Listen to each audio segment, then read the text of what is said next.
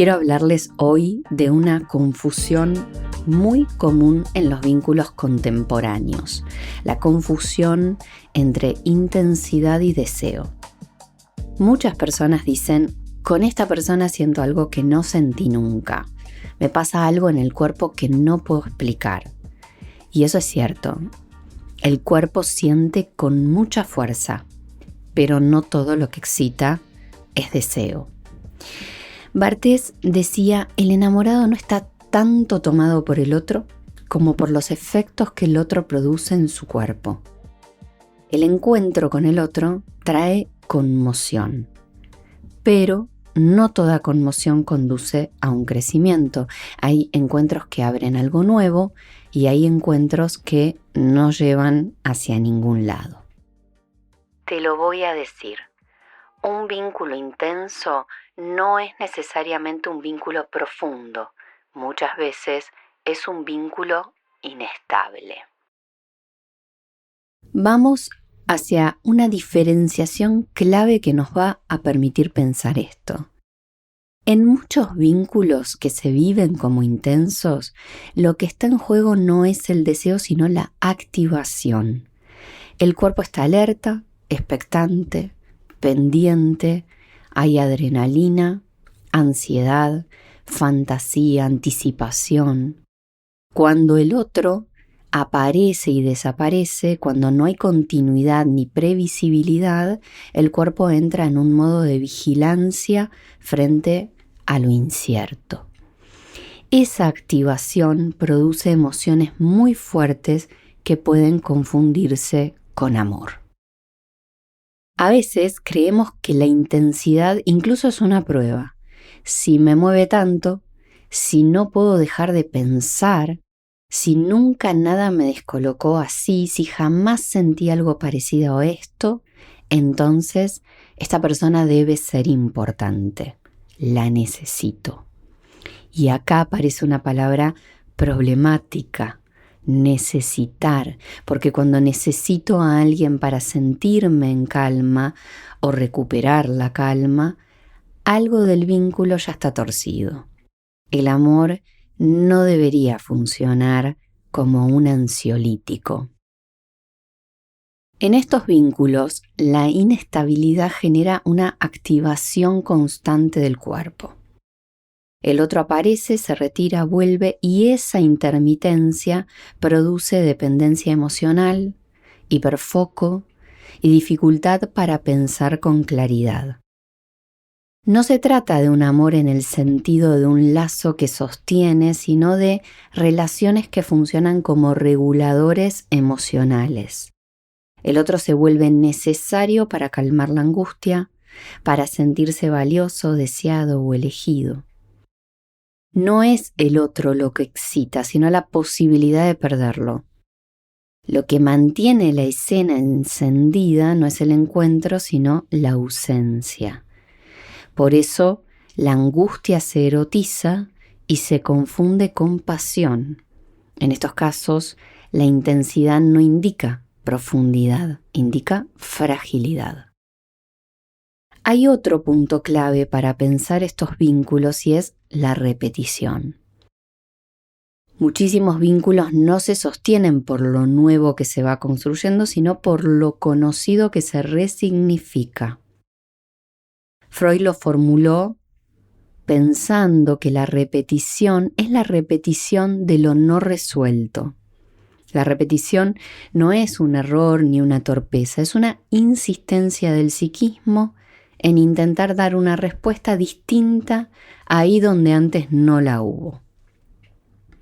Por eso vale la pena hacerse algunas preguntas incómodas.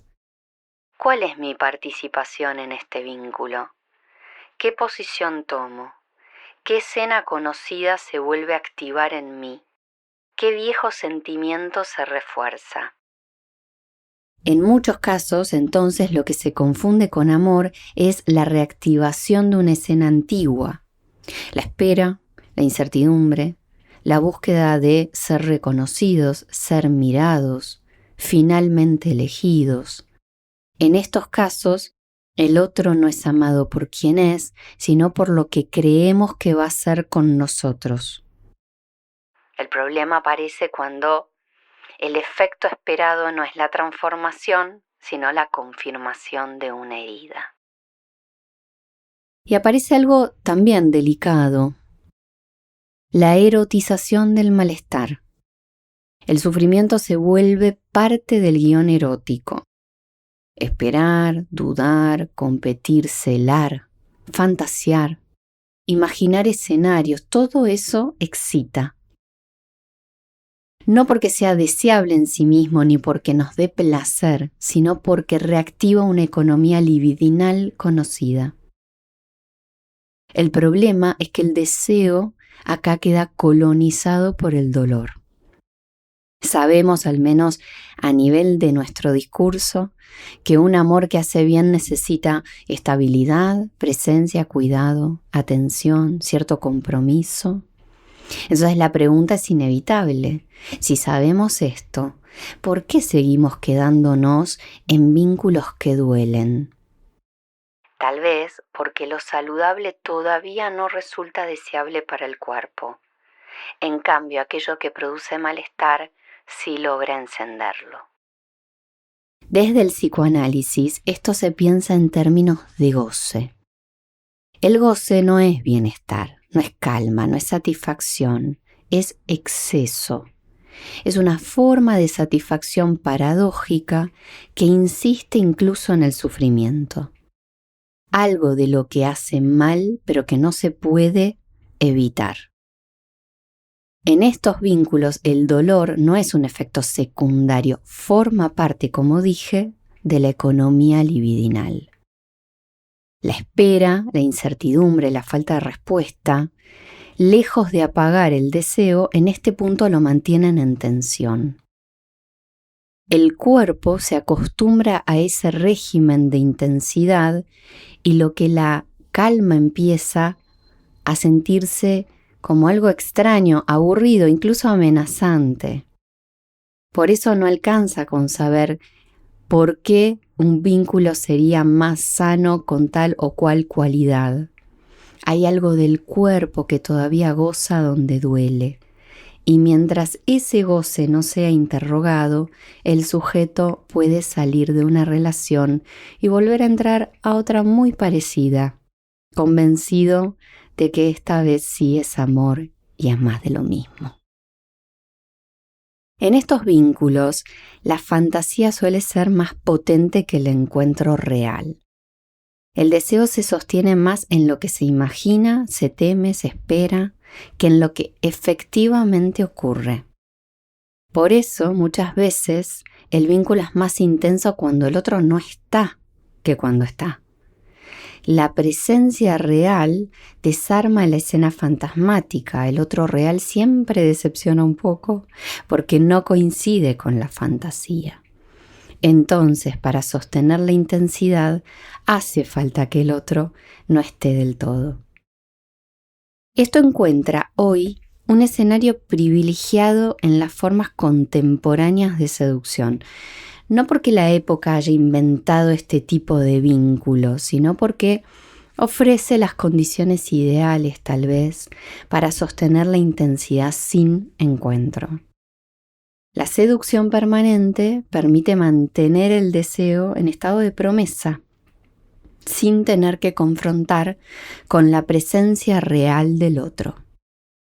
En estos intercambios, lo que se activa no es tanto el deseo de un encuentro, sino esa excitación de ser deseado. El mensaje, la notificación, la respuesta intermitente funcionan como pequeñas descargas que mantienen el circuito encendido. No se busca necesariamente estar con el otro, sino sostener la escena en la que uno se siente elegido, interesante o confirmado. Por eso, muchas veces hay una gran intensidad en la palabra y una gran dificultad para el acto. Se dice mucho, se promete mucho, pero se posterga el encuentro cuerpo a cuerpo. No porque falte deseo, sino porque el deseo, llevado al cuerpo y a la presencia, implicaría un riesgo que no estamos del todo dispuestos a asumir. el riesgo de que la fantasía caiga, de que el otro no sea como me lo imagino, de que el vínculo exija algo más que la excitación y la intensidad. Estas formas de seducción permiten algo muy específico, mantener la intensidad sin asumir la responsabilidad de un lazo. El otro queda reducido a ser soporte de una escena, a ser pantalla donde proyectar expectativas, sin que tenga que aparecer como sujeto real, con límites, tiempos, demandas propias. Cuando la seducción no conduce a ningún acto, no es un inicio de vínculo, es un circuito cerrado. Produce ilusión primero, decepción después. No porque alguien necesariamente haya engañado, sino porque la promesa nunca estuvo orientada al encuentro, sino a sostener la excitación misma.